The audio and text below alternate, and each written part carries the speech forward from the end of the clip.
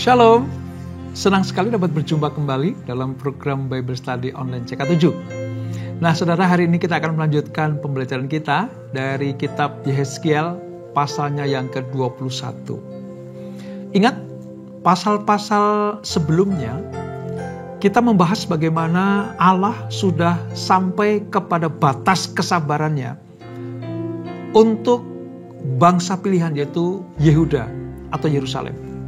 Mereka dirancang untuk dibuang ke Babel karena pemberontakannya.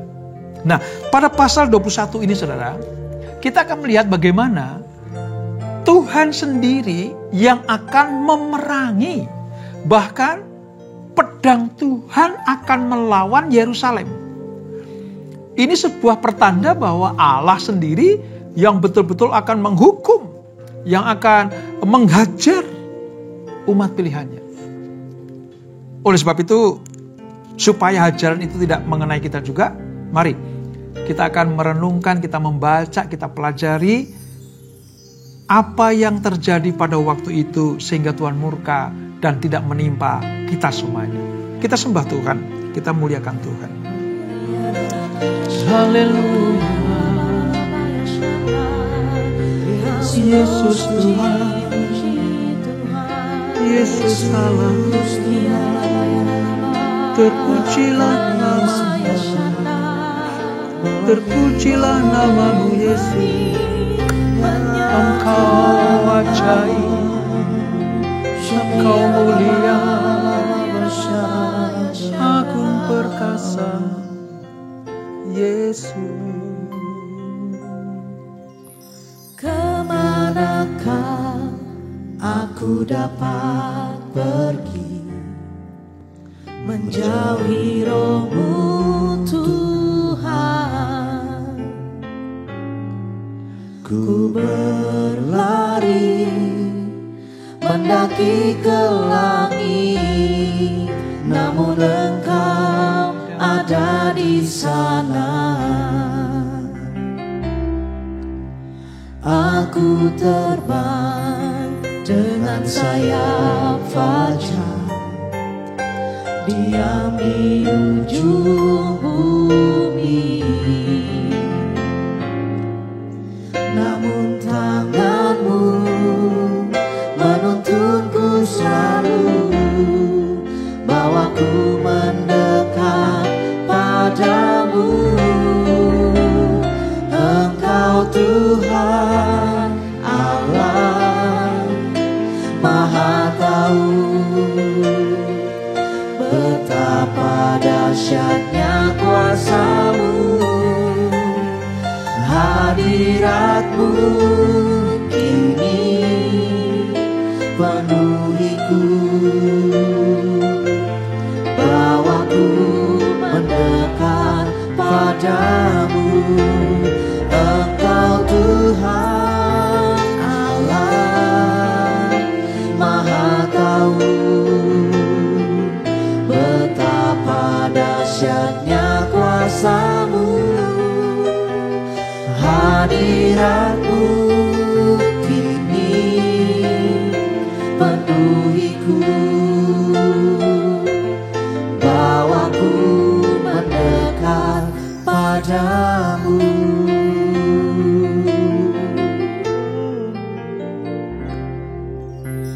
Kemanakah aku dapat pergi, menjauhi Roh-Mu Tuhan? Ku berlari mendaki ke langit, namun Engkau ada di sana.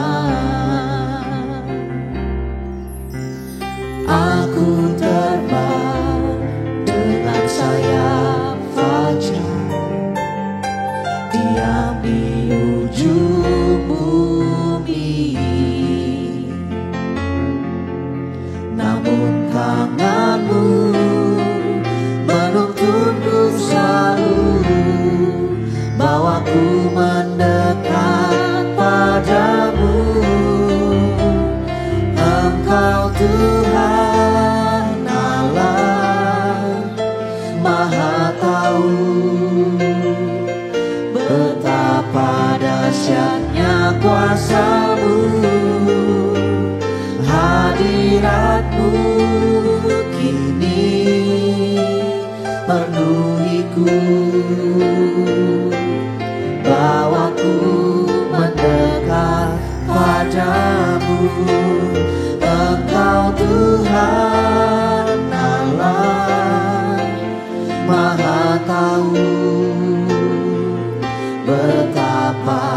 dahsyatnya kuasa-Mu, hadirat-Mu kini penuhiku, bawaku mendekat padamu. Engkau Tuhan Allah Maha Tahu,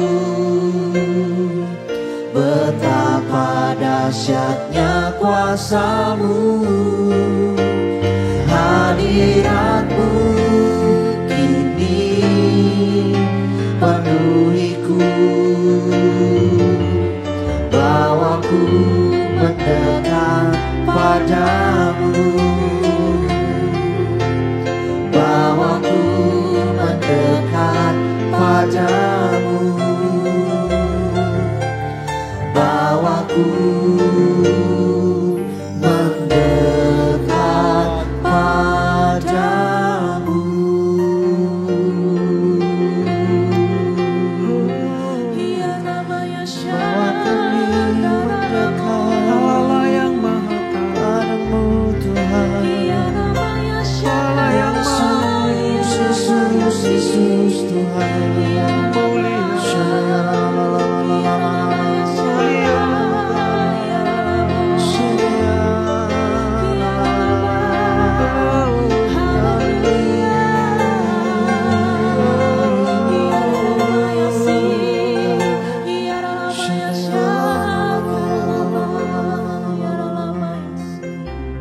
Bagi Nama Tuhan kemuliaan, kejayaan. Nama-Mu berkuasa, diam dalam hadirat-Mu. Engkau tetap Tuhan, ku tinggikan di atas segalanya. Tempat ini dipenuhi nama Tuhan. Bagi nama Tuhan kemuliaan, kejayaan. Nama-Mu berkuasa, diam dalam hadirat-Mu. Engkau tetap Tuhan, ku tinggikan di atas segalanya. Tempat ini dipenuhi nama Tuhan. Bagi nama Tuhan kemuliaan, kejayaan. Nama-Mu berkuasa, diam dalam hadirat-Mu. Engkau tetap Tuhan, ku tinggikan di atas segalanya. Tempat ini dipenuhi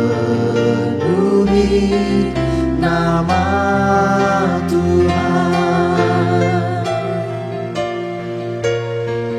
Tempat ini dipenuhi nama Tuhan.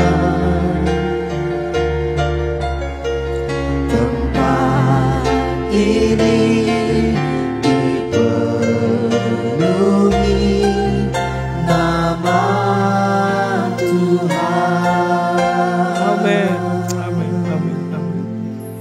Itulah berkat yang kekal buat kami, berkat yang sungguh berarti dalam hidup kami, jika Engkau hadir di tengah-tengah umat-Mu, hadir dalam kehidupan kami, ada di dalam hati kami.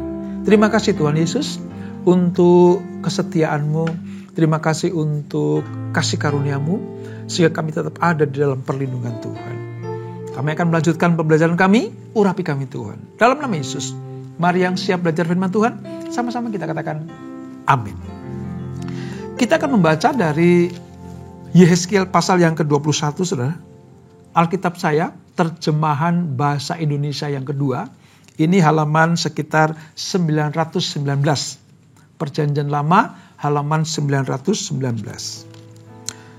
Pada perikop pedang Tuhan melawan Yerusalem, kita akan membaca ayat 1 sampai ayat yang ke-17 terlebih dahulu. Demikian firman Tuhan. Datanglah firman Tuhan kepadaku, hai anak manusia, tujukanlah mukamu ke Yerusalem dan ucapkanlah banyak teguran terhadap tempat kudusnya dan bernubuatlah melawan tanah Israel. Katakanlah kepada tanah Israel, beginilah firman Tuhan.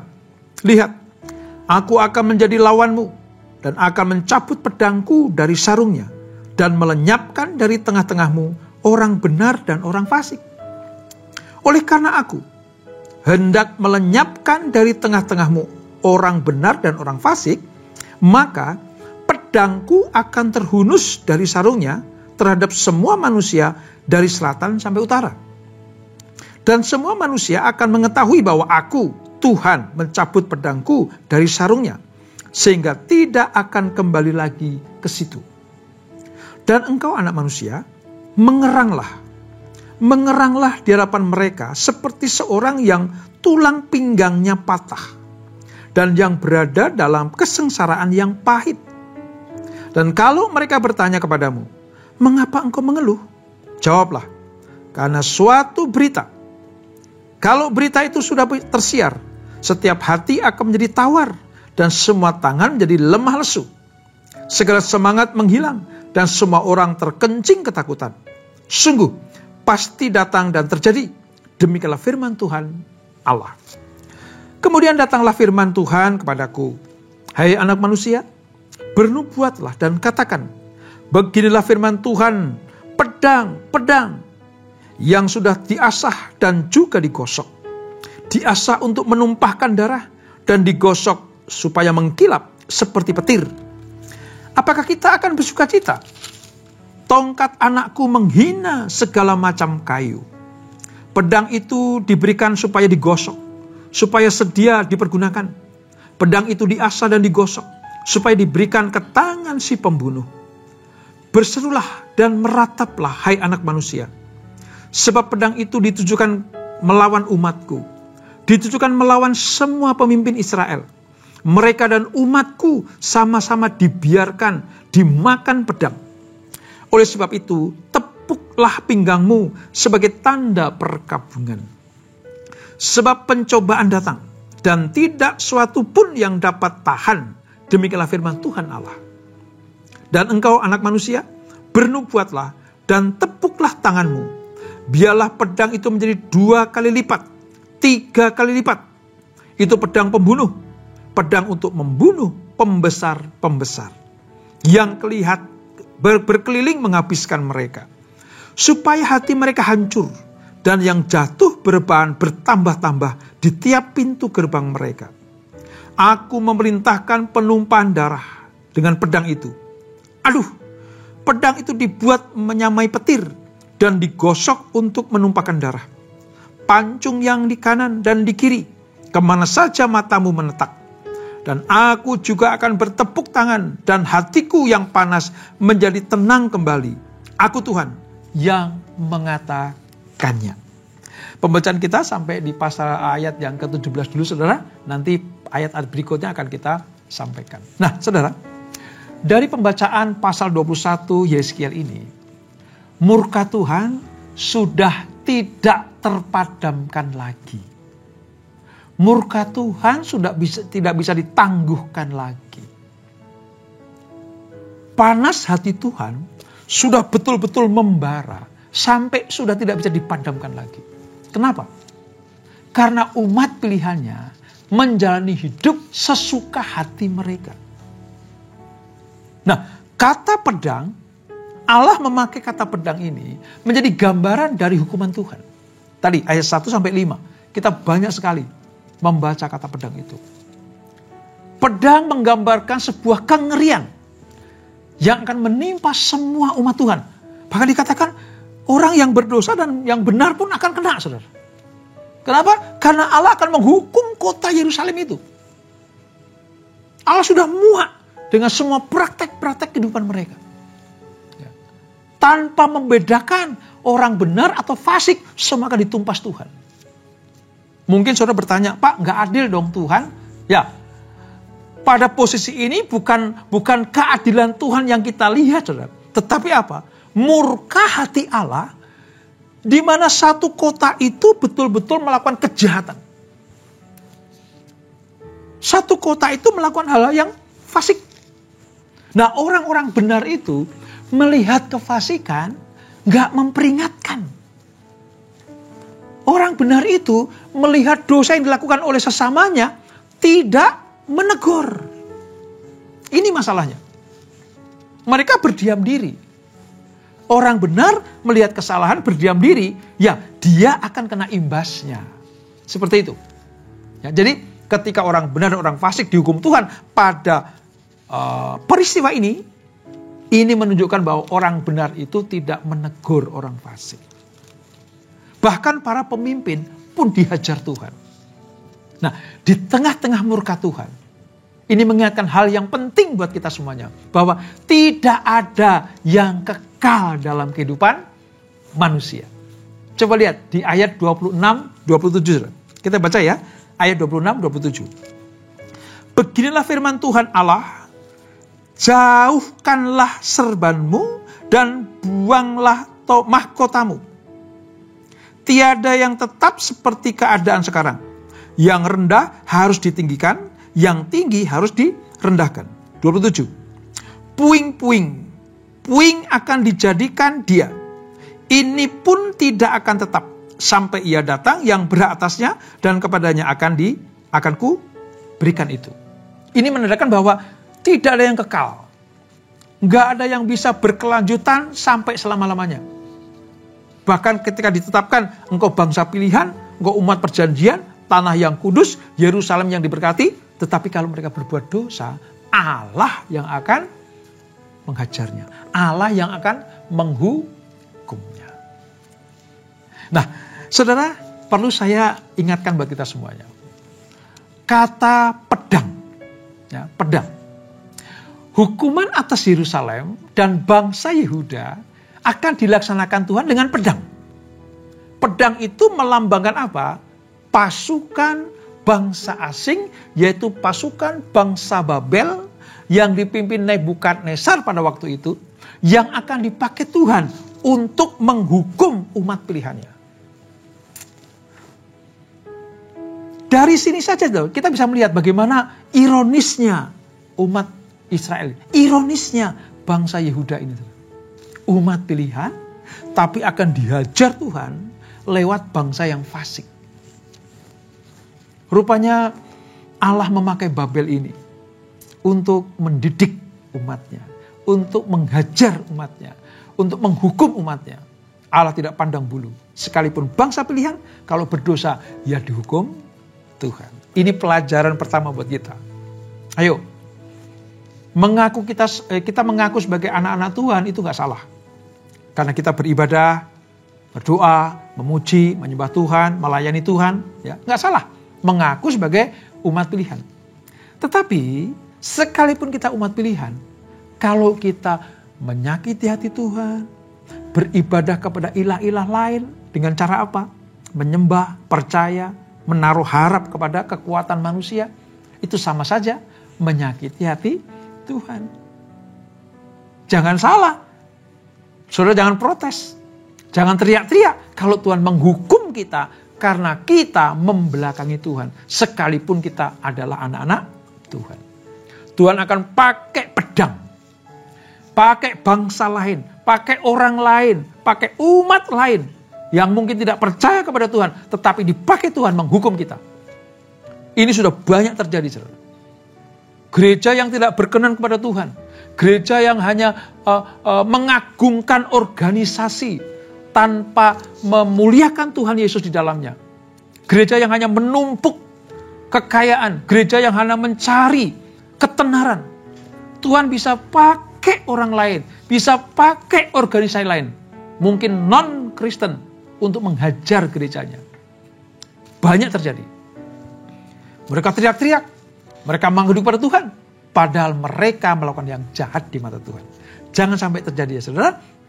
Jangan sampai terjadi peristiwa ini menimpa kita semuanya.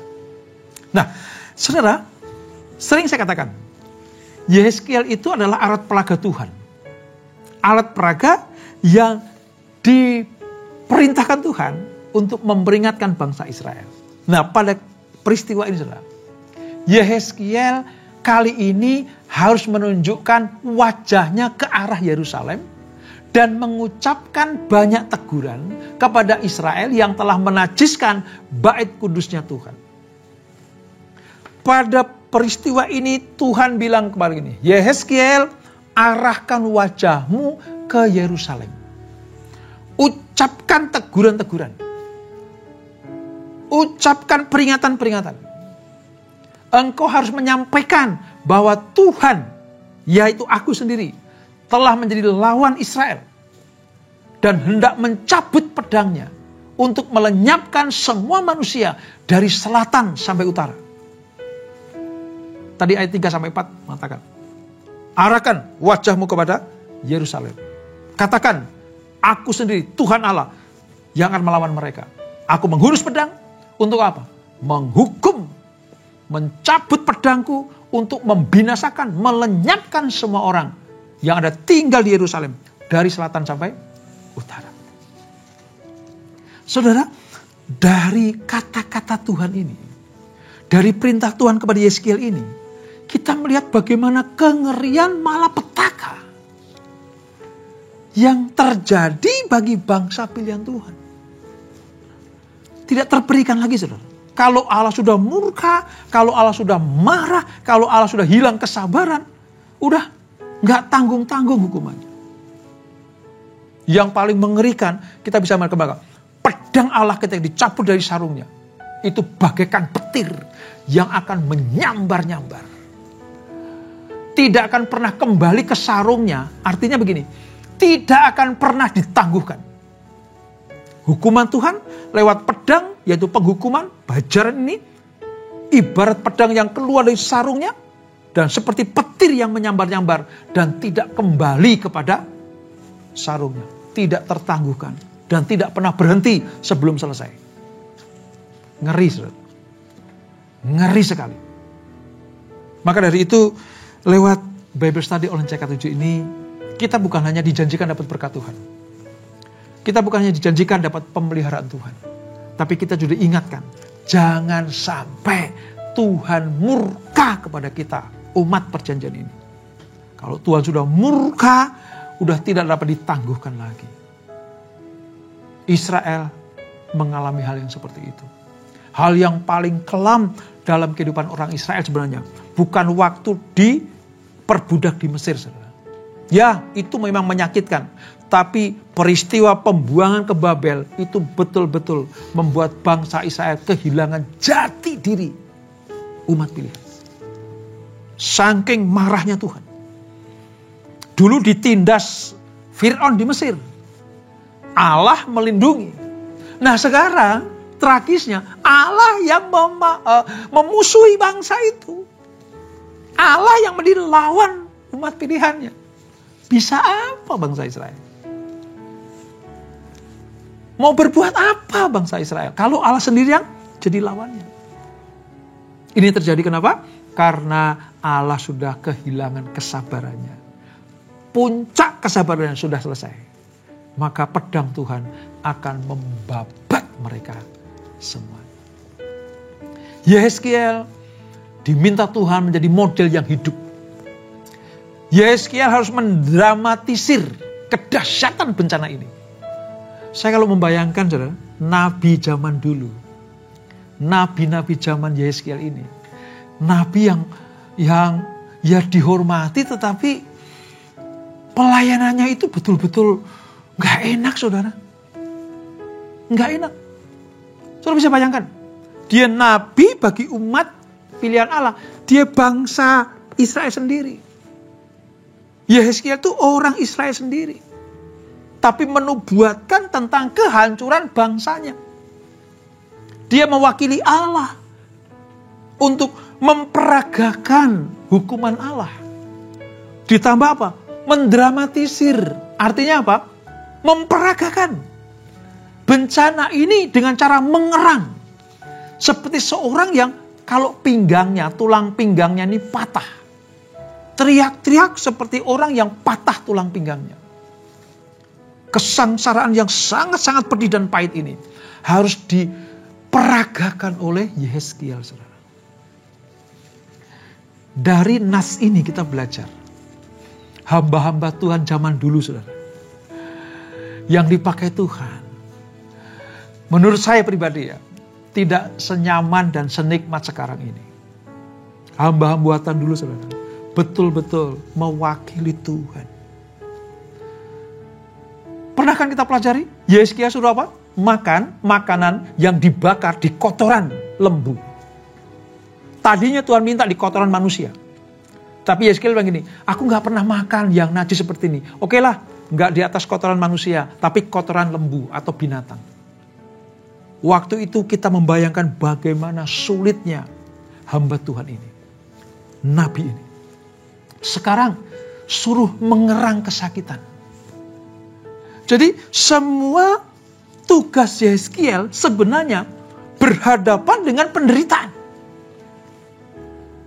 Dengan ancaman hukuman. Tugas dari Tuhan gak mudah, saudara. Tugas dari Tuhan itu betul-betul menyakitkan hati pribadinya sebenarnya. Siapa orang yang mau mendramatisirkan suatu hukuman yang akan menimpa umat pilihannya? Dan Yehezkiel bagian dari umat itu. Tapi Yehezkiel taat. Yehezkiel patuh kepada perintah Tuhan. Sulit namun taat. Enggak mudah namun dilakukan. Pedih rasanya hati ini, tetapi itu yang harus dikerjakan. Ketika kita melihat seperti ini, saudara, mari saya mengingatkan sesama hamba Tuhan, sesama umat pilihan. Kalau saudara ikuti Bible Study ini, posisi saudara adalah hamba-hamba Tuhan, alat-alat Tuhan, wakil-wakilnya Tuhan. Ayo, Tuhan suruh apa, lakukan. Jangan mencari keuntungan pribadi, jangan mencari kehormatan pribadi, jangan tinggal di zona nyaman.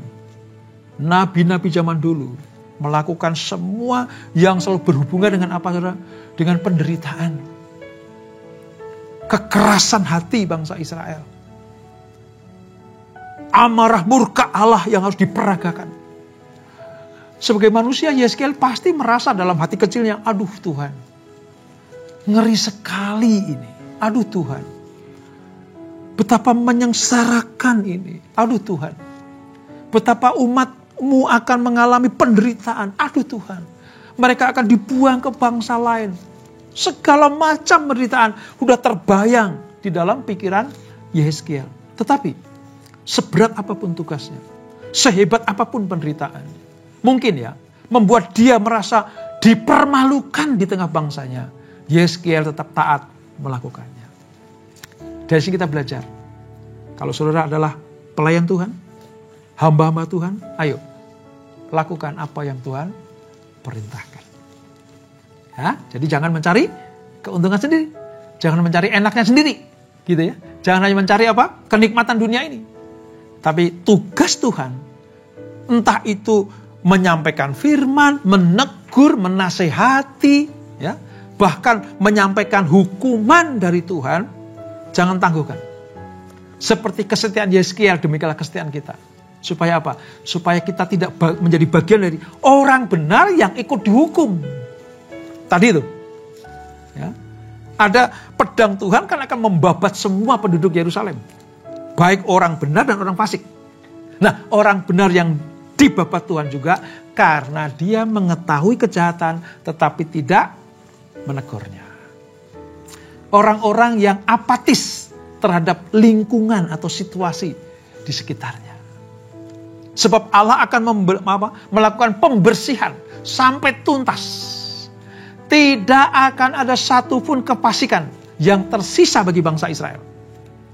Mari kita baca di ayat 26. Ya, kita baca ayat 26, saudara. Beginilah firman Tuhan Allah. Jauhkanlah serbanmu dan buangkanlah mahkotamu. Tiada yang tetap seperti keadaannya sekarang. Yang rendah harus ditinggikan dan yang tinggi harus direndahkan. Artinya tidak tertangguhkan. Kefasikan harus musnah dari bumi Yerusalem. Ini saudara yang terjadi. Namun demikian, seluruh wilayah Israel yang dihancurkan Tuhan itu, yang menjadi puing-puing itu, Allah akan membangun kembali kerajaan Daud dari timbunan puing tersebut. Allah akan memunculkan satu tunas yang baru. Nah, kapan munculnya? Sementara hukuman Allah dijatuhkan. Sementara orang Israel dibuang ke Babel. Kerajaan itu dititipkan sementara. Untuk apa? Supaya nanti pada waktunya. Ketika tiba ahli waris sejati. Untuk mengambil kekuasaan itu. Dan dia akan memerintah sebagai raja di atas raja. Ini menubuatkan tentang kelahiran Mesias. Raja yang agung. Jadi sebenarnya saudara, kedatangan Yesus Kristus dipersiapkan, dinubuatkan, ya, sedang dipersiapkan oleh Tuhan pada peristiwa ini. Lihat ayat 27 saudara. Puing-puing, puing akan kujadikan dia. Ini pun tidak akan tetap sampai ia datang yang berhak atasnya. Dan kepadanya akan kuberikan itu. Ya, ini menunjuk kepada apa? Kehadiran, kelahiran juru selamat dari keturunan Daud. Maka dikatakan kerajaan Daud akan dimunculkan lewat apa? Tunas Daud yang akan muncul. Dari pembelajaran pasal 21 ini kita melihat selain Allah menghukum, Allah murka, mencabut pedangnya, membabat habis bangsa Israel dan membuang mereka ke Babel. Allah juga memperingatkan kepada orang-orang pilihan Tuhan, hamba-hamba Tuhan, nabi-nabinya Tuhan, rasul-rasulnya Tuhan, untuk mewartakan pertobatan. Kenapa? Karena akan ada kelahiran, kedatangan juru selamat. Pada waktu itu dinubuatkan kedatangan Yesus yang pertama kali, tetapi pada waktu kita sekarang ini, kedatangan juru selamat yang kedua kali. Bukan lagi sebagai juru selamat, Yesus Kristus bukan sebagai juru selamat, tetapi hakim yang adil untuk mengadili kita semuanya. Oleh sebab itu, sebelum Yesus datang, mari persiapkan dirimu, hiduplah benar, tekun, kudus, saleh, supaya kapanpun Yesus datang, kita digolongkan sebagai orang-orang yang berkenan kepada Tuhan. Dan itulah Yeskiel pasal yang ke-21. Kita berdoa. Bapa, terima kasih buat anugerah-Mu. Apa yang dapat kami petik dari Yeskiel pasal 21. Kami tahu, sekalipun kami sebagai bangsa pilihan, tidak luput dari murka Allah kalau kami berbuat jahat di mata Tuhan. Allah sendiri menjadi lawan kami. Oleh sebab itu Bapa, ampuni kami. Kami diingatkan supaya kami bertobat, meninggalkan jalan-jalan yang jahat, mencari wajah-Mu, merendahkan hati kami untuk menerima pengampunan dari Tuhan. Posisi kami sebagai anak-anak Tuhan, sebagai garam dan terang, sebagai alat-alat Tuhan seperti Yeskiel, kami mau taat setia kepada perintah-Mu, tugas-tugas-Mu. Kami lakukan dengan taat dan setia, seperti kesetiaan Yeskiel melakukan tugas-tugas-Mu, sebagai alat peraga untuk murka Allah ini. Dan kami percaya, kalau pada waktu peristiwa ini, di pasal 21 ini, Tuhan menubuatkan akan lahir tunas Daud, yaitu Raja yang adil, yaitu Yesus Kristus, tergenapi pada kelahirannya. Maka pada masa kami akan hadir, akan muncul, akan kembali Tuhan Yesus sebagai hakim yang adil. Dan supaya kami tidak bercacat celah, Kami mau tetap tinggal di dalam Engkau. Urapi kami Tuhan, ampuni kami, supaya kami hidup dalam perkenanan-Mu. Dan sebelum kami tinggalkan acara ini, kami siapkan hati kami terima berkat yang daripada kekasih Kristus, arahkan hati muda Tuhan. Terimalah berkat kasih anugerah dari Allah Bapa yang berlimpah-limpah. Di dalam anak yang tunggal Tuhan Yesus Kristus. Dan persekutuan yang manis dalam Roh Kudus menyertai kita semuanya. Mulai saat ini sampai Maranatha. Yesus datang yang 2 kali menjemput kita semuanya. Bertemu di awan-awan yang bermai. Menikmati kemuliaan kekal sampai selama-lamanya. Yang diberkati, sama-sama kita katakan amin. Tuhan Yesus berkati.